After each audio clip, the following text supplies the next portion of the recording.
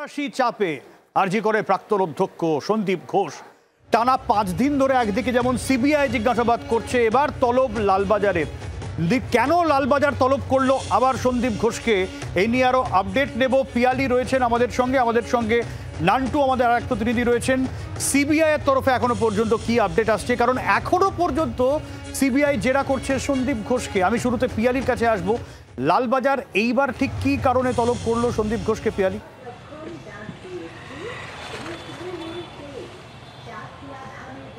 একেবারে দেখো, একদিকে যেরকম টানা 5 দিন ধরে সিবিআই তদন্তকারী অফিসাররা সন্দীপ ঘোষকে জেরা করছে, তখন একেবারে সেই মুহূর্তে কিন্তু জোড়া এফআইআর সন্দীপ ঘোষের বিরুদ্ধে দায়ের হয়েছে। একটা তুমি জানো যে টালা থানাতে একটা অভিযোগ দায়ের হয়েছে, যেটা আরজি কর হাসপাতালে আর্থিক অনিয়মের মামলা, যেটার জন্য তদন্ত করার জন্য একটা স্পেশাল ইনভেস্টিগেশন টিম গঠন করা হয়েছে।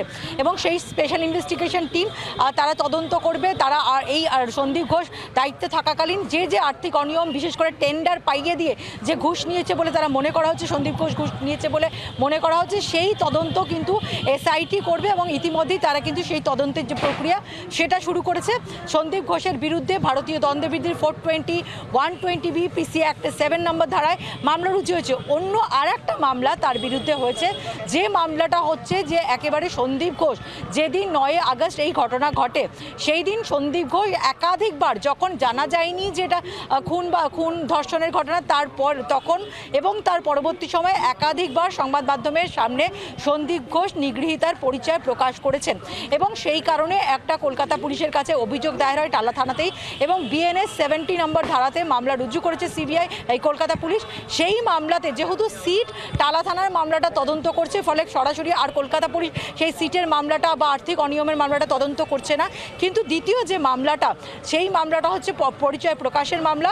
সেই মামলাতে সন্দীপ ঘোষকে তলব করা হয়েছে।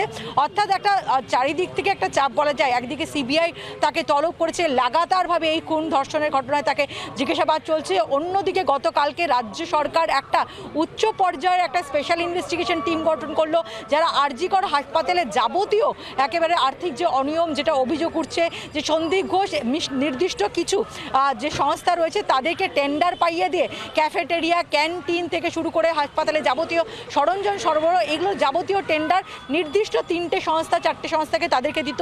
সেই অনিয়মের তদন্তে যখন সিট নামছে, যদিও বিরোধী বা বিজেপির অভিযোগ যে আদতে সন্দীপ ঘোষকে ইডি সিবিআইয়ের হাত থেকে বাঁচাতেই রাজ্য সরকারের এই পদক্ষেপ। কিন্তু পুলিশের যেটা বক্তব্য, একদিকে সিট তদন্ত শুরু করেছে, অন্যদিকে যেভাবে তিনি একজন ভিকটিমের আইডেন্টিটি ডিসক্লোজ করেছেন, সেই কারণে মামলা রুজু হয়েছে। এবং এই মামলাতে আগামীকাল দুপুর 12টার সময় তাকে লালবাজারে আসতে বলা হয়েছে। যদিও আগামীকাল তিনি লালবাজারে যেতে পারবেন কিনা স্পষ্ট নয়, তার কারণ প্রত্যেক দিনই আমরা দেখছি সিবিআই তাকে তলব করছে। একদমই পিয়ালি, সঙ্গে থাকো। আমি নান্টুর কাছে যাব। নান্টু, লালবাজার একদিকে তদন্ত করছে, একাধিক অভিযোগ, দুর্নীতির অভিযোগ রয়েছে, তা নিয়ে তদন্ত চলছে।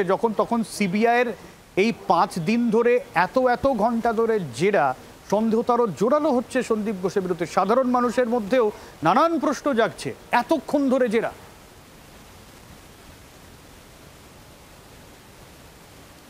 দেখো, তোমাকে জানিয়ে রাখি, সন্দীপ ঘোষ তাকে কিন্তু আজকে 5মবারের জন্য তাকে তলব করা হয়েছিল এবং সকাল 11টা নাগাদ তিনি সিবিআই দপ্তরে আসেন। প্রায় 9 ঘন্টা অতিক্রান্ত হয়ে গেল, এখনও পর্যন্ত সন্দীপ ঘোষ তিনি সিবিআই দপ্তরে রয়েছেন। এবং সিবিআই সূত্রে আমরা যেটা জানতে পারছি যে সন্দীপ ঘোষ তাকে কিন্তু দফায় দফায় জিজ্ঞাসাবাদ করা হচ্ছে। এবং তাদের যেটা জিজ্ঞাস্য, এবং আমরা সিবিআই সূত্রে যেটা খবর, যে প্রথম দিন তাকে যে প্রশ্নগুলো করা হচ্ছিল, সেই প্রশ্নগুলোই কিন্তু তাকে পুনরায় সেগুলোই করা হচ্ছে। এবং বিভিন্নভাবে বিভিন্ন অফিসাররা সেই প্রশ্নগুলো করছেন, তার কারণ তার বয়ানে কোথাও কোনো অসঙ্গতি আছে কিনা, বা তিনি যে কথা প্রথম দিন বলেছিলেন সেই কথা পরবর্তীতে একই কথা তিনি বলছেন, নাকি অন্য কোনো নতুন সূত্র তার কথাতে বেরিয়ে আসছে, সেই কারণে এই প্রশ্নগুলো তাকে একাধিকবার করা হচ্ছে। এবং আজকেও একাধিকবার সেই প্রশ্নগুলো রিপিট করা হয়েছে তাকে, এমনটাই সিবিআই সূত্র খবর। এবং তার পাশাপাশি যেটা তোমাকে জানিয়ে রাখি যে সন্দীপ ঘোষ তাকে যে জিজ্ঞাসাবাদ করা হচ্ছে, যে এই মিতার বাড়িতে যখন ফোন করা হয়েছিল, সেই সময় এই যে সন্দীপ ঘোষ তিনি কি কাউকে বলেছিলেন ফোন করতে, নাকি কেউ তার নিজের ইচ্ছাতেই ফোন করে জানিয়েছিলেন যে সে আত্মহত্যা করেছে, এই প্রশ্নটা জানার চেষ্টা করা হচ্ছে। এর পাশাপাশি আরও বহু প্রশ্ন রয়েছে, যে প্রশ্নগুলো কিন্তু তাকে করা হচ্ছে। এবং আমরা সিবিআই সূত্রে জানতে পারছি যে একাধিক যে প্রশ্নগুলো আমরা এর আগেও দেখেছি, যে প্রশ্নের মালা তৈরি করেছে সিবিআই আধিকারিকরা, সেগুলো প্রথম দিন যেগুলো করা হয়েছিল, দ্বিতীয় দিন যেগুলো করা হয়েছিল, সেগুলোই পুনরায় বিভিন্ন অফিসাররা তারা কিন্তু ভাগ হয়ে এক একজন এক একবার গিয়ে সেই প্রশ্নগুলো ঘুরিয়ে ঘুরিয়ে তাকে করা হচ্ছে।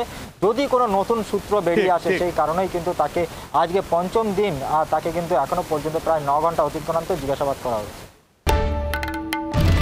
বাংলার আওয়াজ, বাঙালির আবেগ, জি 24 ঘন্টা।